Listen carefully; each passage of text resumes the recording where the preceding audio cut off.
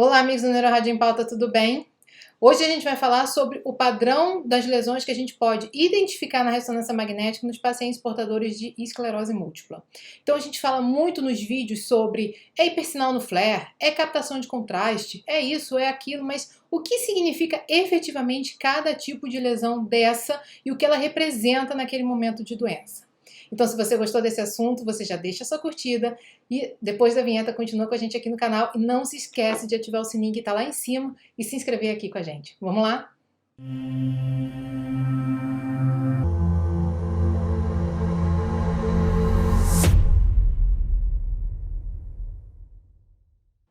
Então vamos lá. Então, o nosso objetivo de hoje vai ser a gente entender, além daquele objetivo maior, macro, de entender como é a evolução da doença esclerose múltipla como um todo, né? Desde quando ela começa lá naquela primeira lesão que pode ser totalmente assintomática, até o momento que elas começam a ser sintomáticas e que a gente faz a ressonância para o diagnóstico, e aí a gente tem que ter algumas localizações específicas para o diagnóstico, mas como é o padrão de lesão? Isso é bastante importante a gente entender, é bastante importante a gente conhecer.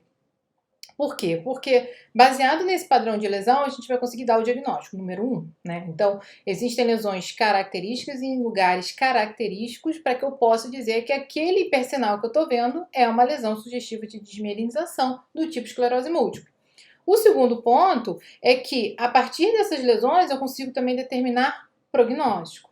Eu tenho muita lesão no lugar XYZ, isso é pior. Eu tenho muita lesão do tipo XYZ, e isso também é pior. Então, são palavras que a gente ouve que muitas vezes ficam soltas para entender exatamente o que é, como é. Então, a nossa sequência chave para análise da ressonância magnética de esclerose múltipla é a sequência FLAIR. O que é a sequência FLAIR? A sequência FLAIR é essa aqui. Ela é uma sequência pesada em T2. Na ressonância, a gente tem sequências pesadas em T1 e pesadas em T2. Pesadas em T1, vocês provavelmente já ouviram falar aí ao longo da formação de vocês, que é uma sequência mais anatômica, que a gente tem uma sensibilidade melhor de detectar aquela interface entre o córtex e a substância branca. No T2, classicamente, ela é conhecida por uma sequência que o líquor brilha. Se o líquor brilha, isso diz pra gente que tudo que tem líquido brilha. E como a maior parte das lesões tem líquido, não importa por quê, ou porque é tumor, ou porque é isquemia, ou porque é desmielinização, enfim, eu tenho mais líquido do que o normal no parênquima cerebral, essas lesões vão brilhar. Então, a grande parte das lesões, elas têm hipersinal no T2 e elas têm hipossinal no T1, porque no T1 o líquido fica com hipossinal. Então, essa é a grande diferença. E eu estou falando aqui de uma terceira sequência para vocês, que é a sequência FLAIR. Então, para que eu comecei explicando o T1 e o T2? Porque o FLAIR, ela é uma sequência T2. O que isso quer dizer? Poxa, mas se você falou que o T2, o líquor brilha, e eu estou olhando aqui dentro do ventrículo e estou vendo um líquor hipointenso, como é que ela é T2? Na verdade, quando a gente faz a sequência FLAIR, a gente faz a sequência T2, só que a gente diz lá para a máquina de ressonância que você quer quer suprimir o sinal do líquor. Então o líquor fica preto, mas você não suprime o sinal das outras alterações que tem líquido. Então eu deixo o líquor preto, todos os espaços subaracnoides também preto, com o sinal hipointenso, e eu deixo as lesões que tem líquido, que são 99% das lesões, com hipersinal. Então, ótimo. O que eu fiz com o FLAIR? Eu tornei o meu exame mais fácil de ser visto, mais fácil de ser percebido as pequenas alterações que tem relacionadas a essa alteração de sinal do FLAIR. Então, eu estou vendo aqui múltiplas áreas com hipersinal. Eu esperaria isso? Não. No FLAIR, por exemplo, a substância branca e a substância cinzenta ela ficam com um sinal muito parecido. A substância branca ela fica com um sinal um pouquinho mais baixo que o córtex. E é assim mesmo por conta da presença da mielina. Só que no meio da substância branca, como eu vejo aqui, por exemplo, eu estou vendo várias áreas de hipersinal. Eu estou vendo várias áreas em que possivelmente eu tenho acúmulo de líquido.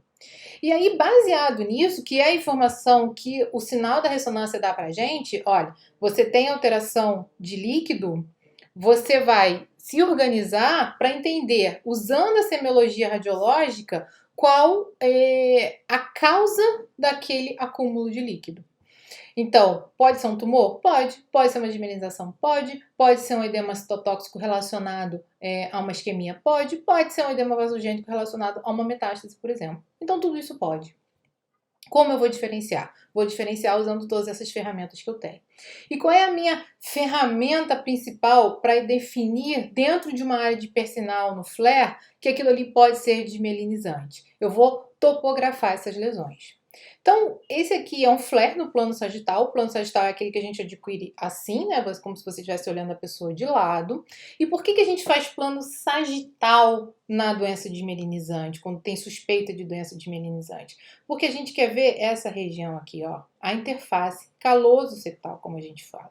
A interface que existe entre o corpo caloso e a região do septo pelúcido, que é uma área muito característica de lesão de esclerose múltipla. Então, como a gente vê aqui nesse paciente, ó, a gente tem múltiplos foquinhos de hipersinal margeando todo o corpo caloso. E as lesões, ó, elas estão aqui, com esse aspecto alongado, e encostam aqui em toda essa interface do fim do corpo caloso com o ventrículo. Lembrar que o corpo caloso é aquela grande estrutura de substância branca que conecta os hemisférios cerebrais. E essas fibras repousam ali em cima dos ventrículos laterais. Então é essa imagem que a gente vê no plano sagital. Então eu procuro esse tipo de acometimento. Além disso, a gente caracteristicamente sabe que as lesões de esclerose múltipla, elas são, como a gente chama, perivenulares. O que é a esclerose múltipla? A esclerose múltipla é uma doença predominantemente inflamatória e degenerativa, e que ela tem esse componente inflamatório, que tem um influxo de células para dentro do sistema nervoso central para causar inflamação, e essa inflamação vai levar à desmielinização, e, consequentemente, o acúmulo de água por aumento de permeabilidade mesmo, né? Se o vaso da barreira hematocefálica afrouxa para entrar célula inflamatória, ele afrouxa e entra água também. Então, a gente vai vendo líquido. Conforme a destruição vai se fazendo, todo o espaço que deveria ter mielina, ele vai sendo ocupado por líquido também. Então, eu tenho outra fonte de acúmulo de líquido. E é por isso que eu vou vendo essas áreas hiperintensas. Mas sendo ela uma doença inflamatória, a gente tem que pensar que ela vai ocorrer muito ao redor do vaso. Então, ela é uma doença, como a gente chama, perivenular. Sendo ela perivenular, o que eu espero? Que os vasinhos que passam aqui no meio da substância branca é onde vai ter um acometimento maior. Então, qual é a característica chave que provavelmente vocês ouviram lá quando aprenderam a doença, quando estavam lá na neuro, quando estão rodando no ambulatório de neuro, enfim, quando vocês estão tendo algum tipo de contato com esse paciente neurológico, seja na enfermaria, no ambulatório, ou mesmo na aula teórica, que a gente vê lesões perivenulares que são chamadas dedos de Dawson. Por quê? Porque ele descreveu exatamente essa característica, e é como se a gente imaginasse que existem os dedos, né, esse em formato de luva, ali projetado a partir da interface caloso-septal, que é aquela interface assim. Então, o que a gente quer ver, como se fosse essa projeção dos dedos em cima do corpo caloso, que é o que a gente está vendo aqui. São imagens alongadas que vão da substância branca em direção ao córtex, que é o trajeto das vênulas. As vênulas, quando a gente olha, elas saem daqui e fazem esse trajeto. Hoje, por exemplo, não é o objetivo dessa aula, mas a gente tem um tipo de sequência de ressonância, que é o SWI, que nos mostra a vênula muito bem e nos mostra a lesão acontecendo e se iniciando ali, em volta daquela região. Trazendo mais uma vez, mostrando que a imagem está conseguindo ver de uma forma bem clara o que a patologia, né, já dizia há bastante tempo, que as lesões acontecem e começam perivenulares. Poxa, mas eu só pego uma vênula? Não, você vai pegar uma, ela vai crescer, ela vai se tornar coalescente, ela vai envolver vários vasos depois disso. Mas é importante a gente entender, por exemplo, porque ajuda a diferenciar de um tumor onde muitas vezes eu vou destruir aquele vaso, eu vou afastar aquele vaso, eu vou deformar aquele vaso, e não que eu vou fazer um crescimento ao redor daquele vaso, né? Então isso é um ponto é um aspecto da semiologia radiológica que juntando a fisiopatologia da doença, né, a análise patológica mesmo lá, de lâmina, com o achado que a gente tem da ressonância, ajuda a guiar esse ponto do diagnóstico diferencial. Então a gente vê no flare no plano sagital os dedos de Dawson bonitinhos, alongados, que tocam aqui a interface caloso-septal. A gente vê esse acometimento do corpo caloso, que é essa estrutura aqui, ó, que a gente vê bem compacta, indo de anterior para posterior. A gente vê o acometimento para os dois lados, tanto para a direita quanto para a esquerda.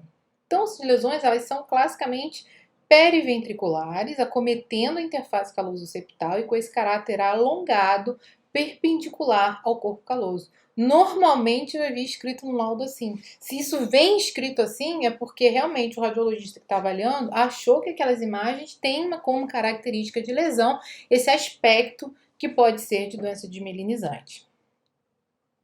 Muito bem. Até, vamos dizer, 20 anos atrás, a gente achava que a doença era basicamente isso. Um acometimento periventricular que pegava substância branca ali naquela região perivenular. Hoje a gente entende que existe um acometimento maior e que a doença não é mais restrita à substância branca. A doença acomete também a substância cinzenta, acomete também o córtex.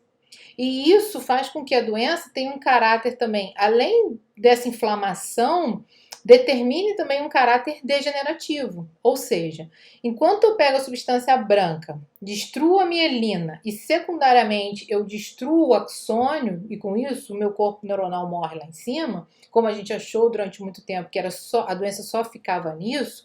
Depois a gente começou a ver que existiam neurônios morrendo independentemente desse processo, então começou-se a se pensar num aspecto degenerativo primário também da doença, né? Não só baseado na inflamação, mas também baseado numa neurodegeneração.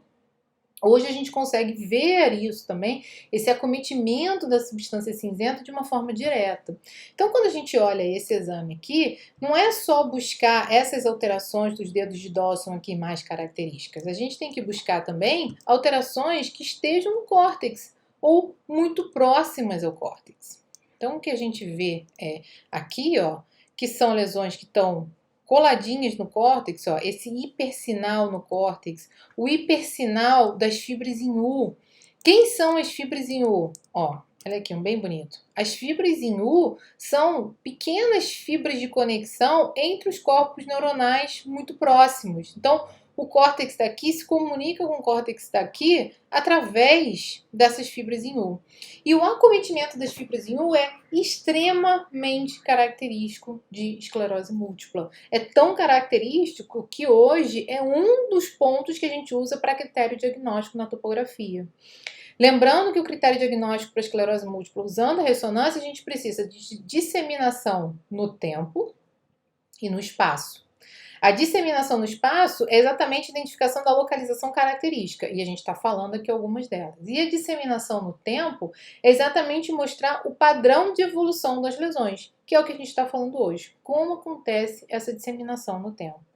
Então, eu tenho esse influxo inflamatório, eu tenho um alargamento da barreira hematocefálica, né, um aumento de permeabilidade vascular, eu vou ter influxo de células inflamatórias e de líquido também, então eu vou ter áreas de hipersinal no T2 e no flare.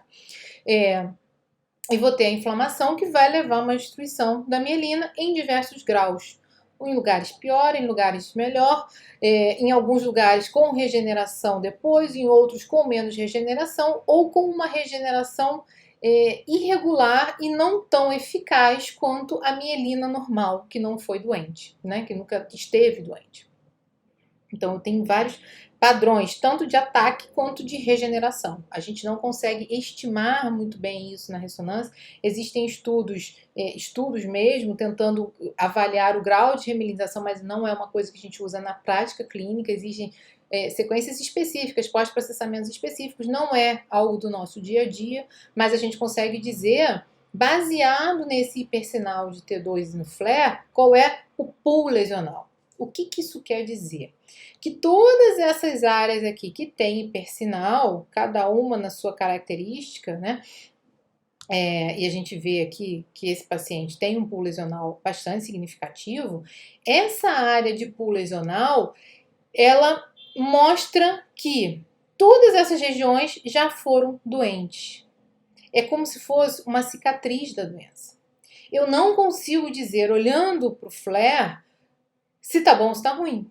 Eu consigo dizer que, olha, tudo isso aqui já teve doente. Mas eu não sei se essa mielina aqui foi plenamente remielinizada, vamos dizer assim. Se essa área está plenamente remielinizada. Se essa mielina que foi reconstituída é uma mielina eficaz. Eu não consigo te dizer se eu não perdi neurônio. Se eu perdi basicamente só mielina. Ou se eu perdi muito neurônio e mielina. A gente fica um pouco sem parâmetro, só olhando na intensidade do sinal no T2 e no flare. Então, o que a gente fala... e o que vem escrito no laudo, e que você pode falar, é o pool lesional ou a carga lesional. Muitas vezes os neurologistas falam, ele tem uma carga lesional muito alta. Ou seja, esse cérebro já sofreu muito ataque, mas eu não consigo dizer o que cicatrizou e o que não cicatrizou. Ele fica uma marca do acometimento ali. E muitas vezes vocês vão falar, a disseminação no tempo quer dizer o surgimento de uma nova lesão.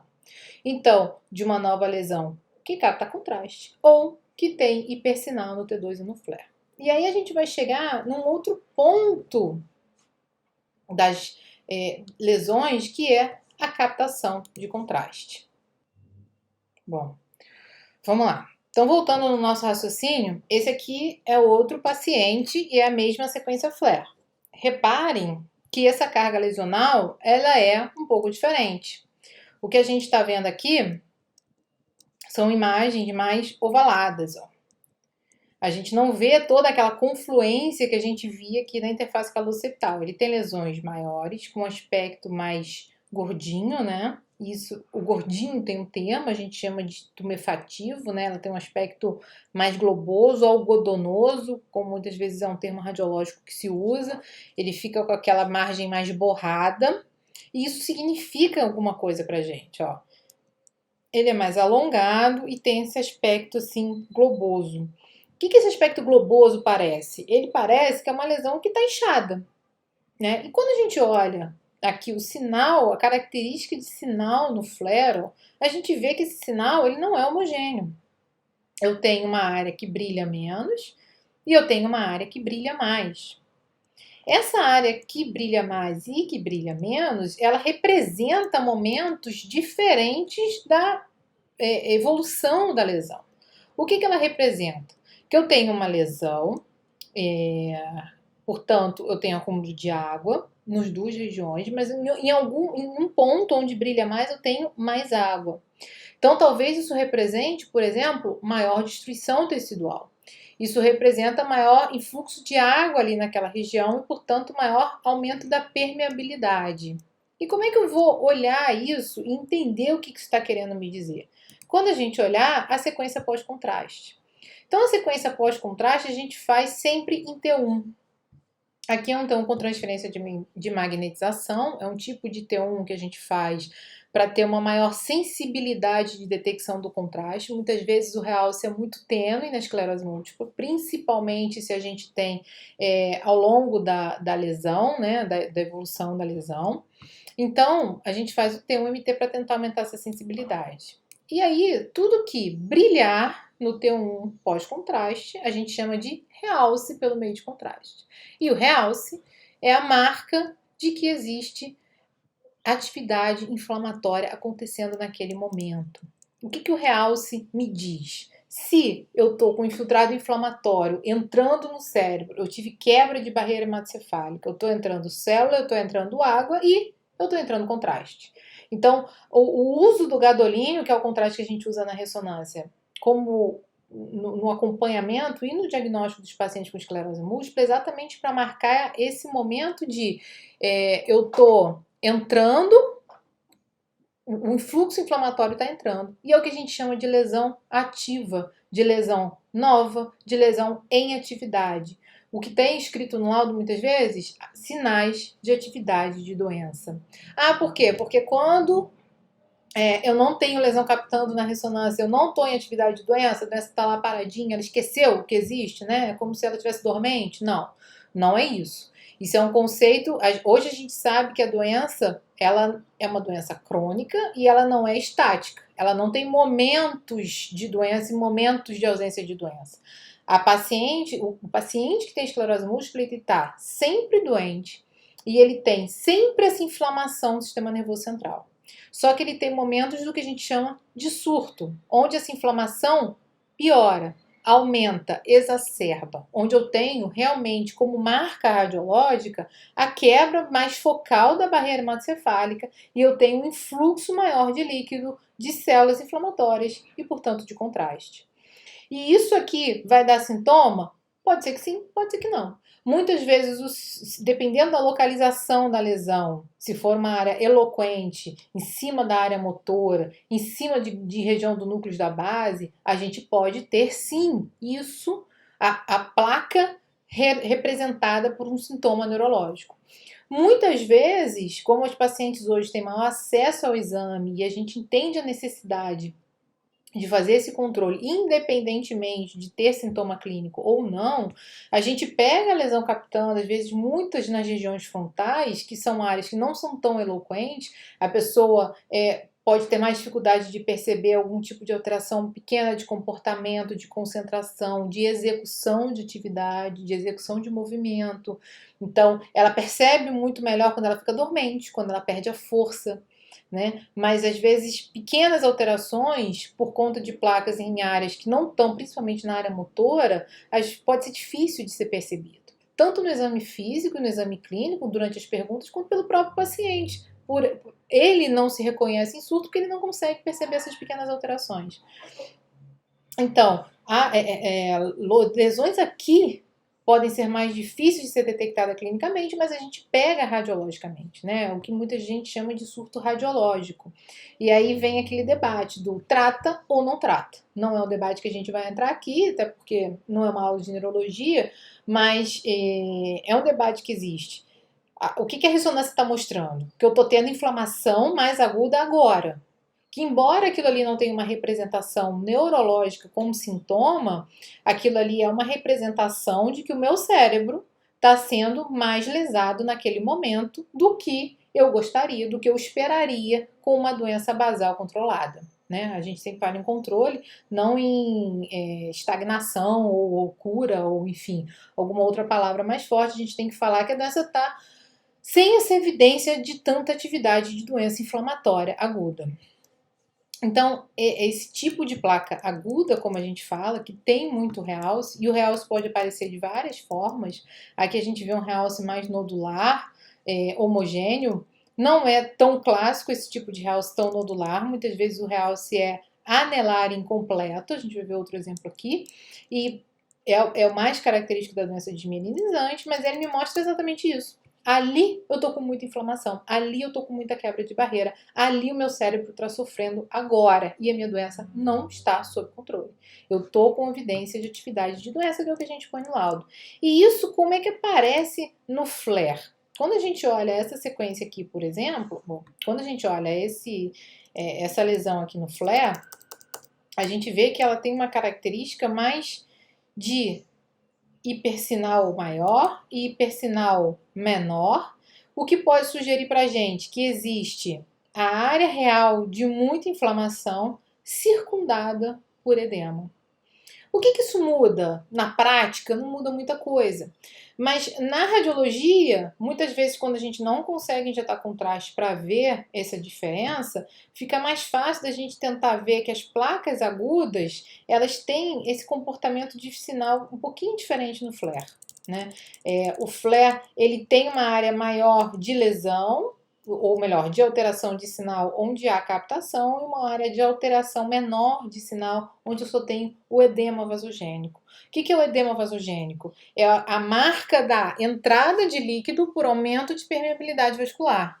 Quando que eu tenho edema vasogênico? Eu tenho edema vasogênico, pode ser ao redor de uma área de desmielinização aguda, eu tenho edema vasogênico ao redor das metástases, por exemplo, porque eu tenho uma área de aumento de permeabilidade vascular ali naquela região, porque eu tenho um tumor crescendo e eu aumento a permeabilidade ali para tentar conter aquele crescimento, né? Então eu aumento o influxo de água. Isso é totalmente diferente do edema citotóxico e também não é o nosso objetivo hoje, mas é só para mostrar que a intensidade de sinal ela pode ser diferente e pode ser mais fácil, pode ser uma das ferramentas que a gente tem para identificar quando uma lesão é aguda, quando não há possibilidade de injetar contraste. Por que eu estou falando com relação ao contraste? Hoje tem havido uma discussão muito grande do quanto a gente injeta contraste nas pessoas. Se a gente injeta muito, se a gente injeta menos. E várias sociedades têm feito recomendações diferentes sobre quando injetar, né? Então, pacientes de esclerose múltipla, por exemplo, são pacientes que vão injetar muito contraste ao longo da vida, porque eles vão fazer ressonância pelo menos de um acompanhamento anual, e se começar a ter muito SUS, se tiver troca de remédio, se der uma descompensada na doença, eles vão fazer de 3 em 3 meses, de 6 em 6 meses, num espaço de tempo mais curto. E muitas vezes a gente vai fazer contraste sim, porque é importante a gente determinar esse fase. Então, o Magnims, que é o consenso hoje de radiologia relacionada ao estudo da doença desmielinizante da esclerose múltipla, ele recomenda que você só injete contraste se você está efetivamente buscando uma lesão aguda. Ou seja, se existe um surto clínico, o paciente tem um sintoma neurológico novo e você está procurando essa lesão no cérebro. Essa seria uma recomendação mais ideal. Na prática, a gente faz sempre que o paciente vai. Por quê? Porque isso adiciona informação. Porque se eu não tenho essa sensibilidade do flare, e não é sempre que a gente tem, isso aqui está muito bonito, esse caso aqui está bem característico, mas não é sempre que isso aparece. Hoje, inclusive, a gente injeta o contraste e faz o flare depois do contraste para a gente forçar esse tipo de imagem, né? Onde a gente vê a região captando com mais hipersinal no flare, a região que não capta de edema com menos hipersinal. Então a gente tem como forçar isso hoje no flare, principalmente para as pequenas lesões. Mas é muito difícil, por exemplo, da gente mapear as pequenas lesões. Essas lesões tão grandes, tão fáceis de serem identificadas. Agora, e essa aqui? Será que eu ia perceber isso aqui como um hipersinal no flare que eu não estava vendo antes se eu não tivesse o contraste? Eu ia conseguir dizer que isso aqui é uma lesão que está em atividade? Provavelmente não.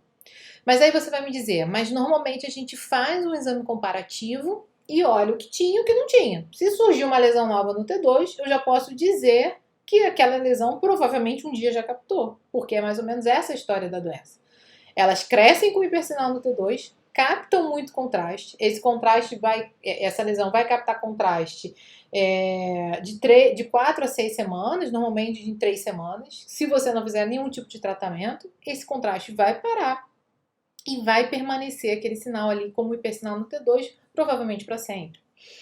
Obviamente que no início ela fica com muito hipersinal, com aquele aspecto edematoso ainda que a gente está vendo. No final ela vai ficando com aspecto menos edematoso, vai ficando mais murchinha, mas aquela marquinha do hipersinal sempre persiste. Então você pode dizer que se em qualquer momento eu consigo perceber que uma lesão surgiu, eu não preciso do contraste, porque eu já estou mostrando que a doença não está sob controle, porque em algum momento apareceu a lesão.